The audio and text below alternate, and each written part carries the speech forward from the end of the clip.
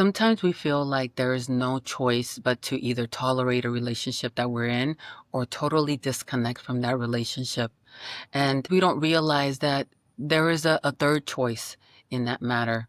There's a friend of mine that, we've been friends for decades.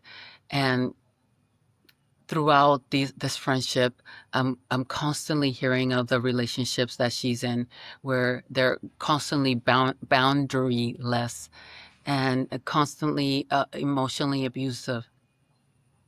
And I try to figure out why doesn't she leave?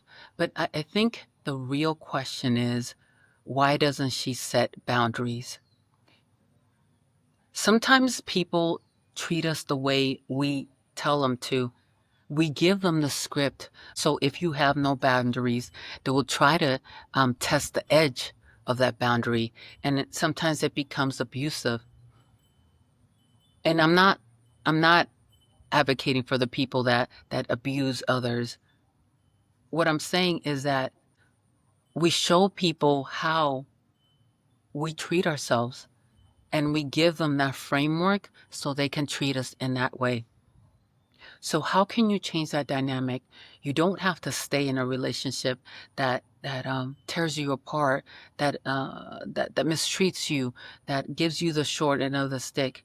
And you don't have to completely say, I'm leaving, I don't want you anymore.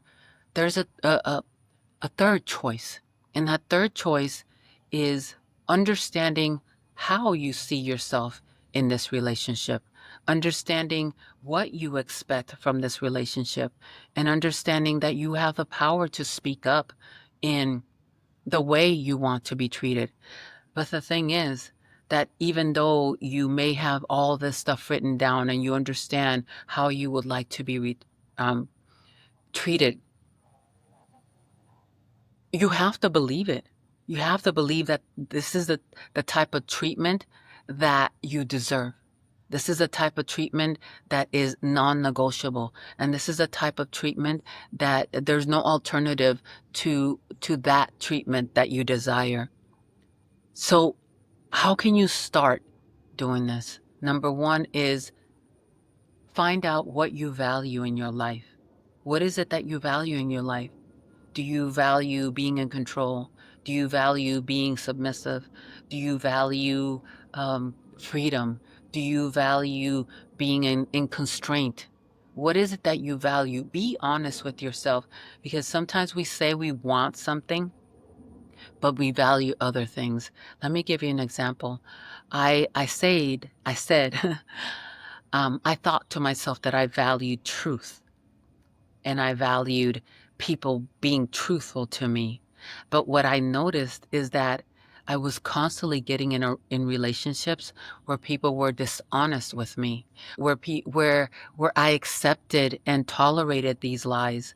Now, I say that I value trust, but did I really value trust in my actions, in the way that I accepted other people's behaviors, in the way that I sought out people that were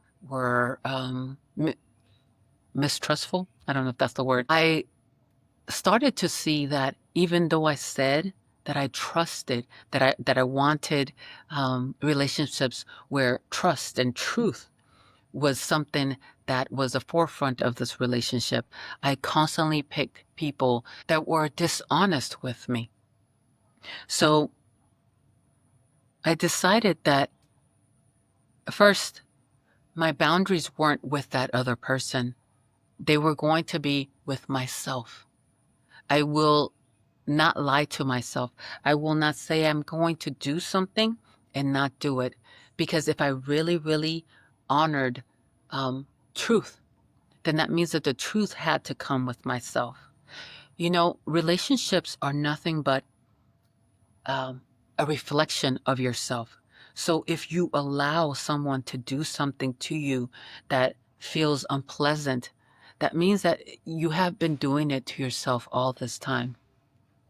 So here are some things that you can do to help you, you know, find relationships that are what you desire to live. The first one is set those boundaries. Set those boundaries first with yourself and then expand it to the people that you love. It all starts with you. The second thing that you can do is um, stop over functioning. That means stop picking up the slack of other people, of the people that you're in relationship with. If they don't do something, let them not do it. Don't be uncomfortable. Don't feel uncomfortable being uncomfortable. If someone says something or does something that is a violation to you, then don't try to over function or um, or pick up their slack. There we go. A second thing is don't rescue people, because sometimes people don't fulfill the end of their bargain because they know that you're going to pick up the slack. They know that you're not going to let it be. So don't pick up anyone's slack. And the fourth thing is that you need to recognize that your peace is more important than partnership. You being at peace with yourself is a relationship with yourself. You being at peace with yourself is the love that you desire from someone else, but you need to give it to yourself. And you being at peace with yourself is the self-care that you're looking for someone else to give you. You have to give it to yourself. Choose to only look for the things that will bring you tranquility and will bring you a sense of knowing that you're taking care of yourself, that you got your back. So if you're in a relationship where you have the short end of the stick, this relationship didn't start off with the other person. It started off with you. So you are giving yourself the short end of the stick. Remember, relationships are partner relationships are in essence relationships with yourself. I hope this video has helped you, and I will definitely see you in the next video.